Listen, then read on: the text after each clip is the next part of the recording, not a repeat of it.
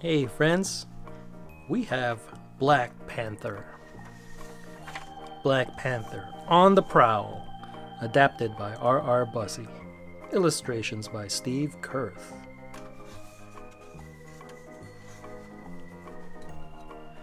T'Challa is the future king of Wakanda, a technologically advanced and highly secretive African country. He is a leader of his people, but also their protector, as the Black Panther. He has a suit made of impervious vibranium and has a vast array of technology at his disposal, as well as incredible speed and strength.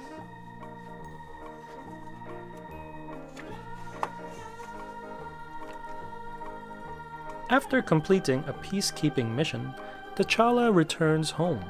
His mother, Queen Ramonda, and sister Shuri have been worried. Mother, as you can see, there was no cause for alarm. We are all back in one piece, T'Challa says, kissing Ramonda on both cheeks. He greets Shuri, who gives him a hug. Little sister, you have torn yourself away from your lab to greet me? He tells them he was with Nakia, a childhood friend. She's made it her life's work to help people all over the world.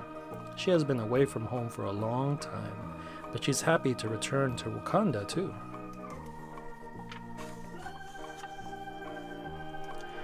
Ramonda is also glad to have her family and friends together again. Thank you for bringing Nakia home safely, T'Challa, she says. It warms my heart to see her. How are you, Mother? Proud, she says, smiling. Your father and I would talk about this day all the time, and now it has come at last. The next day, Wakanda is to crown a new king, and the whole nation gathers for the ceremony at Warrior Falls. Each tribe can send a representative to fight for the throne if they wish. The High Shaman, Zuri, presents the prince to the gathered crowd. I welcome you all, the tribes of Wakanda, to the challenge ritual, he says. I now give to you Prince T'Challa, the Black Panther. Drink this, Prince T'Challa, and the powers granted you by the Panther god will be stripped from your body so that you may equally combat any who challenge you. One by one, the other tribes of Wakanda respectfully decline to challenge T'Challa. They are all happy with him as their ruler, all except M'Baku's tribe, which comes from the mountains. M'Baku is more than willing to challenge T'Challa for the right to be king.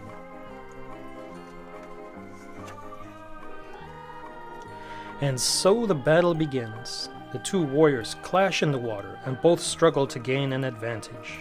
M'Baku will not back down. The nation looks on as the two men fight with their spears, their fists, and their feet. The Kia begins to cheer. T'Challa! T'Challa! The crowd joins in. Encouraged by the spirit of his people, T'Challa finally gains the upper hand. Yield! T'Challa yells. Please, for your tribesmen. M'Baku finally yields. The battle is over and the ceremony is complete. T'Challa is the new king of Wakanda. The fight against M'Baku has taken a lot out of T'Challa. Once again assuming his powers as Black Panther, he meditates on the kings and the Black Panthers who have come before him, including his father. It is peaceful.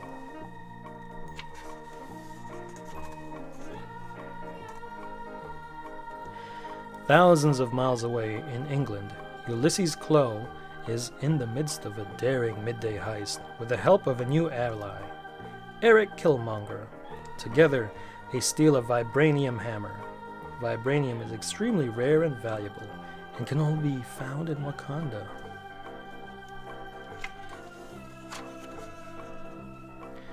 News of the crime reaches Wakanda quickly, and T'Challa is determined to go after the thief himself. Klaue is the only person to have ever successfully invaded Wakanda and stolen its vibranium. Wakanda needs their new king, the Black Panther, to finally bring Klaue to justice, he says to his council. Shuri unveils a new Black Panther suit she's invented. It absorbs all sorts of blows and stores the energy for T'Challa to use against his attackers.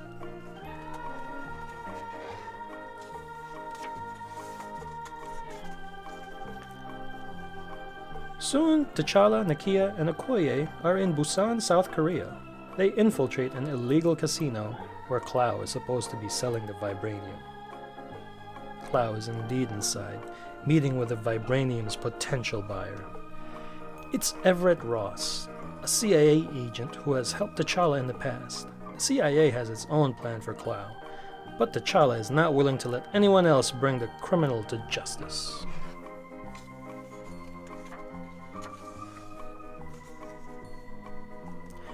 As discussions grow tense, Clow recognizes T'Challa in the crowd. Everyone springs into action at the same time.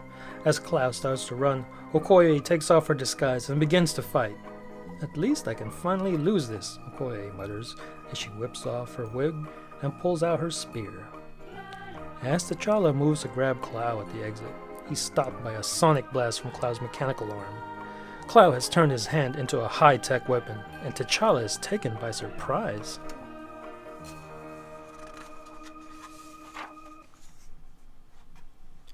But not for long. In his new suit, Black Panther makes his way through Clow's men, trusting Okoye and Nakia to follow when they can. Sprinting, Black Panther begins the hunt.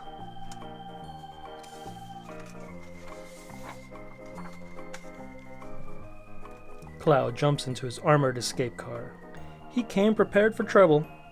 His driver makes his way through the crowded streets of the Busan market. Black Panther is not far behind. He uses all his skill and speed to catch up to the racing vehicle. "Second car on your right," says Shuri through the communicator. "Hop on and let me take the wheel." The empty car starts and the engine revs as Shuri controls it remotely. Black Panther has found his ride.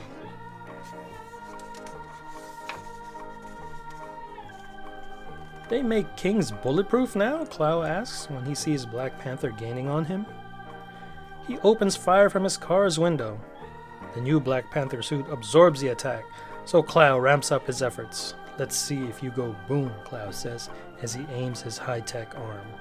Black Panther pounces just as his car is destroyed.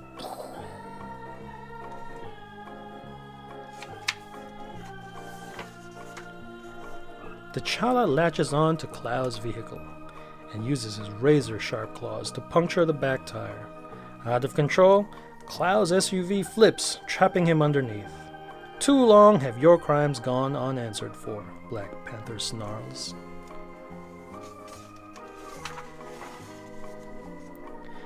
Nakia and Okoye watch the incident conclude. Black Panther takes Clow into custody for the good of Wakanda. After all the damage that Clow has caused the people of the world, he will face justice. The end.